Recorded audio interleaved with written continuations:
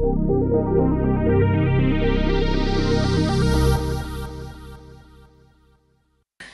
you been wondering what all the fuss is about with this virtual reality stuff? And what does augmented reality even mean? What on earth is XR? We're going to run through a few of the key terms in immersive technology, which is the format that we use to visualise sustainability data. Sean, let's start with the term immersive technology. What does that mean?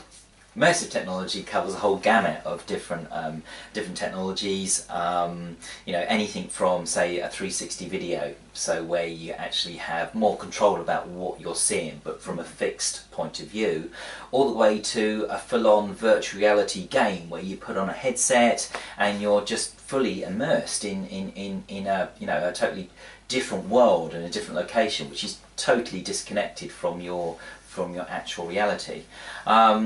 There's various pieces of hardware that you can use, anything from your mobile phone to these actual headsets, but it's really, what is the content, and the different examples of different content.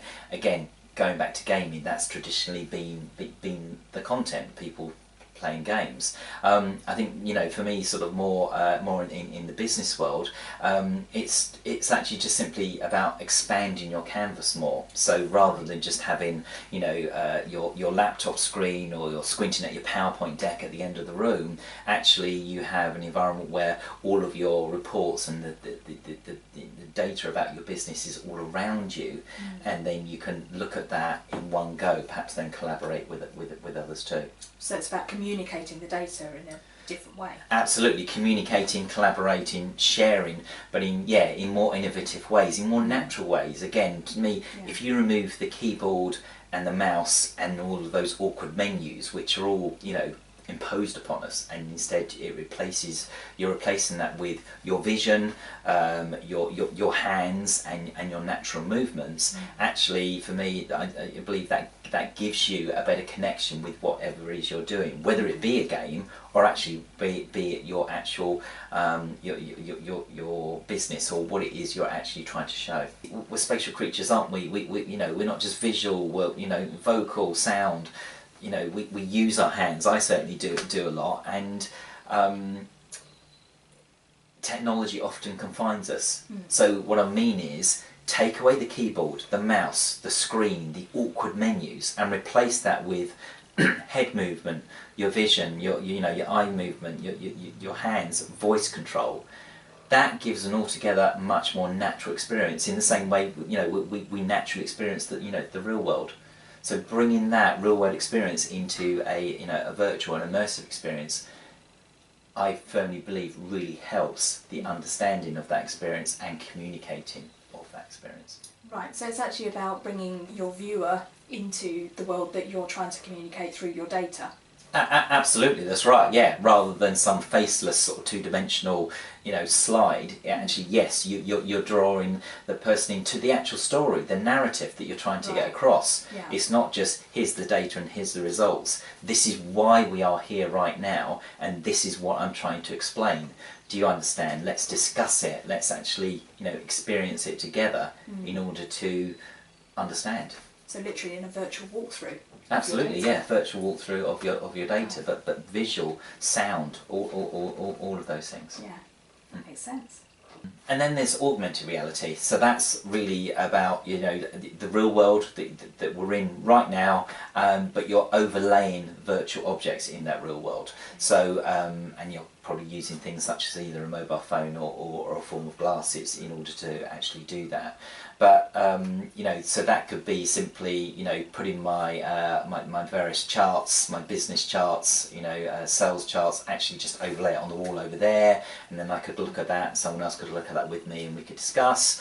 Or it could actually simply be like wayfinding. So actually I'm walking along a street, again, in reality, in the normal world, but actually overlaid is arrows that actually are showing me which way I should actually go. So that's augmented reality. Right. So it's actually like a form of projection, but only the people with the right kit will actually see it. So you could actually still have privacy of your data. Oh, absolutely, that's right. Yes, you're only really going to experience it if you've actually got the relevant device to actually do.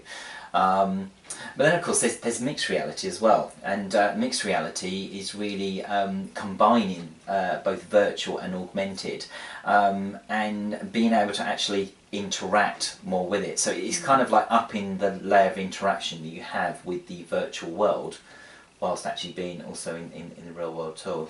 So it could be an object, a virtual object, a box on a stool, on a real stool over there, and then I could actually touch that virtual box, pick it up and throw it, and it would interact with the the environment. It'll hit a wall and you'll see it bounce off, right. Even though it's virtual. So it's just upping the layers of mixing the different sort of technologies and upping the levels of interactivity and collaboration, I believe, as well.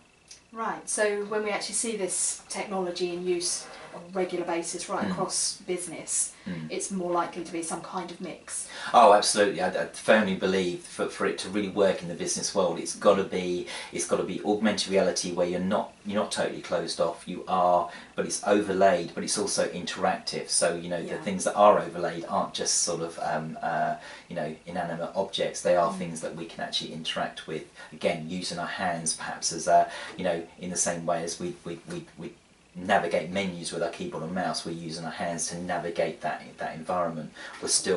We can still see other people within the room or the situation, and that of course is important, because in the business world it is about collaboration and communication.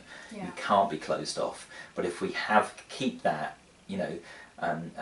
collaboration piece, but mix it with the technology and the virtual objects, whatever they may be, then that's just going to enhance all of that communication, enhance the collaboration, and